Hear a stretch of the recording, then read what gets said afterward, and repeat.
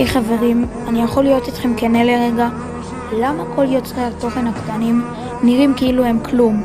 הם מעלים סרטון, עורכים טלפונים שבורים ומסכים שאי אפשר לראות איתם כמעט, מנסים את הכי טוב שלהם ורק מצפים לכמה לייקים קטנים. הקהל קטן, הצפיות נמוכות, הם עדיין מצפים יום אחרי יום, ממשיכים לערוך, ממשיכים לעלות ועדיין לא מוערכים מספיק. הם לא מוותרים, למרות שאתם, כן בסוף ויתרתם. אז למה להם לא מגיע את הצ'אנס הזה? להיות גדולים, כמו כל היוטיוברים האחרים. אז אם אתם רואים מישהו שהוא יוצר תוכן קטן, בבקשה, תפרגנו לו בלייק, תגיבו לו תגובה, תמשיך ככה. תפרגנו לו, תגידו לו, אתה יכול. כי מי שאמרתם לו את זה אתמול, יכול להיות המיסטר ביסט של מחר.